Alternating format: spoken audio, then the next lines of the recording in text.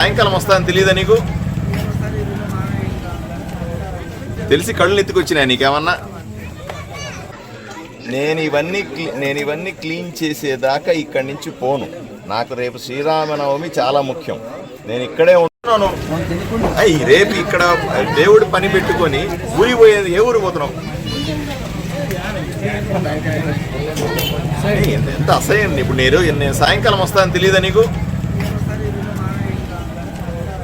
తెలిసి కళ్ళు ఎత్తుకొచ్చినాయి నీకేమన్నా? నేను కళ్ళతో చూస్తాను. ఎంత గలీజ్ కనపడతా ఉంది ఇక్కడ. ఎంత అసహ్యంగా పెట్టుకొని ఎక్కడ తిరుగుతావు?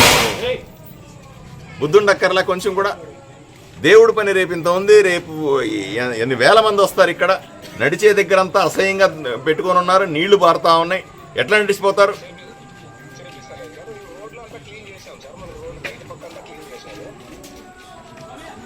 బుద్ధుండాలి కొంచెం కూడా.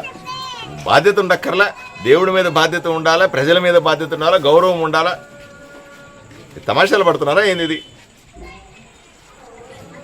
ఇది మీ ఇంట్లో పని ఇదేమన్నా? ఇది ప్రజల కోసం ఉండే పని. పిచ్చి పిచ్చిగా చేస్తూ ఉన్నారు. కనీసం క్లీన్ చేయించడం చేత కాదా? ఏం మనుషులయ్యా మీరు? దేనికి ఉంటారు సెక్రటరీలుగా?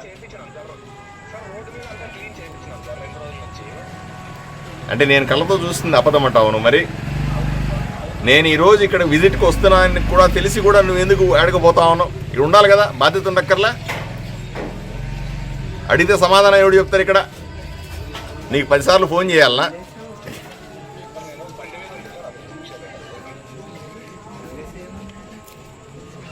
పద్ధతిగా లేదు నీ పని. పని మార్చుకోగలిగితే ఉండు, లేకపోతే పోతా ఉండు. అంతే తప్ప ఎందుకు ఇట్లా చేస్తావు నువ్వు? నీ కంటికి కనపడదా? అవగా 10 రోజులు అయింది. కంటికి కనపడదా నీకు?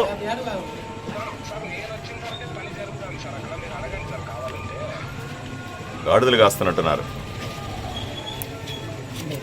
ఆపేసినామంట. డిఎల్పిఓ నీ మీద కంప్లైంట్ చేస్తా ఉంది. డిఎల్పిఓ వస్తే ఇక్కడ క్లీన్ చేయడానికి పోతే నువ్వు ఆపేసినావు అని చెప్తా ఉంది ఆమె నాకు. ఎందుకు ఆపుతావు? అంటే రేపు ఉత్సవం ఉంది.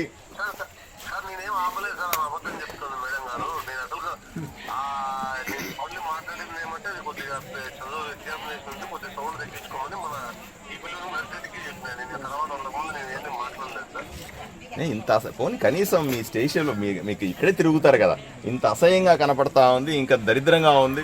కనీసం క్లీన్ చేయించి పెట్టాలి. రేపు వేలాది మంది భక్తులు వస్తారు. వాళ్ళ కనీసం వసతి చూడాలనే బాధ్యత లేదా మీకు?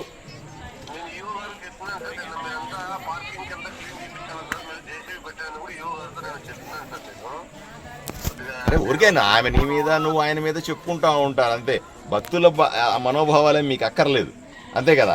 మీ పాటికి మీరు తిరుక్కుంటా ఉంటారు. ఆమె పాటికి ఆమె అబద్ధాలు చెప్తా ఉంటుంది, ఇంకోరి పాటి ఇంకోటి చెప్తా ఉంటారు. ఎవరికి ఏం పట్ల ఇక్కడ. నేను ఇవంతా క్లీన్ అయ్యేదాకా ఇక్కడి నుంచి పోనండి. ఎవరన్నా మనుషులను పెట్టి నాకు చేయించండి. మీరు కోఆర్డినేట్ చేయండి, ఏఎస్ అయితే కోఆర్డినేట్ చేసుకోండి. ఇదంతా క్లీన్ అయ్యి శుభ్రమైన తర్వాత పోతాను నేను ఇక్కడే ఉంటాను. మీరు క్లీన్ చేసిన తర్వాతనే ఇంటికి వెళ్తాను నేను. చూస్తా, ఏర్పాట్లు చూస్తా. ఉరుకుందులో కూర్చొని ఏం చేస్తారు రేపు ఇక్కడ ఏర్పాట్లు పెట్టుకొని? ఎవరో బాధ్యతలు ఉండాలి కదా ఇక్కడ. బాధ్యత లేదు. పాళ్ళు ఇంత కంపు కొడుతుంది. వేలాది మంది భక్తులు వస్తారు రేపు ఇక్కడికి. ఏంది పద్ధతి?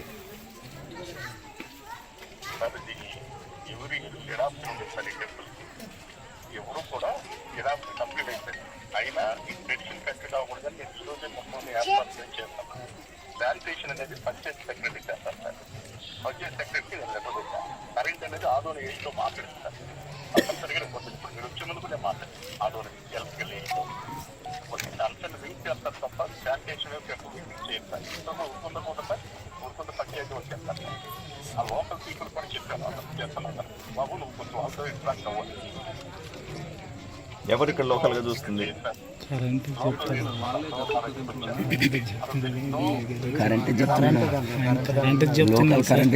లేదు, పాడలేదు. విలేజ్ సెక్రటరీ ఇక్కడ లేడు, ఎవరూ లేరు ఇక్కడ.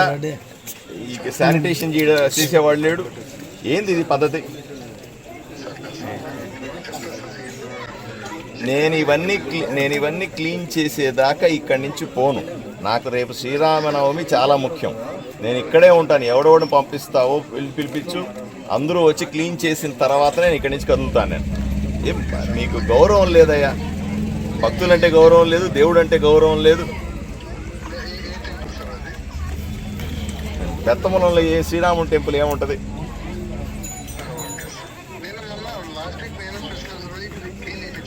నువ్వు కూడా బయలుదేరరా. ఇప్పుడు అర్ధరాత్రి అయినా సరే ఇవన్నీ క్లీన్ చేసి ఏర్పాట్లు చేస్తేనే పోవాలి, అర్థమైందా? బయలుదేరి అక్కడి నుంచి, నేను ఇక్కడే ఉంటాను నువ్వు వచ్చేదాకా.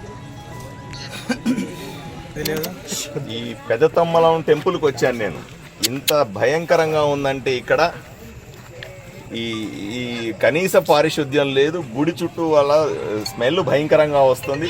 విలేజ్ సెక్రటరీ ఇక్కడ లేడు, డిఎల్పిఓ ఏదో కథలు చెప్తా ఉంది, ఎస్ఐ లేడు. ఇంత వేలాది మంది భక్తులు వస్తారు, దేవుడికి కార్యాన్ని బ్రహ్మాండంగా చేయాల్సింది ఏంది ఈ పద్ధతి? నేను ఇవన్నీ క్లీన్ చేసేదాకా ఇక్కడే ఉంటాను. మీరు బయలుదేరండి, ఎంపీడీఓ బయలుదేరండి, అందరూ బయలుదేరండి. మొత్తం క్లీన్ చేసిన తర్వాతనే అందరూ ఇళ్ళకి పోవాలి.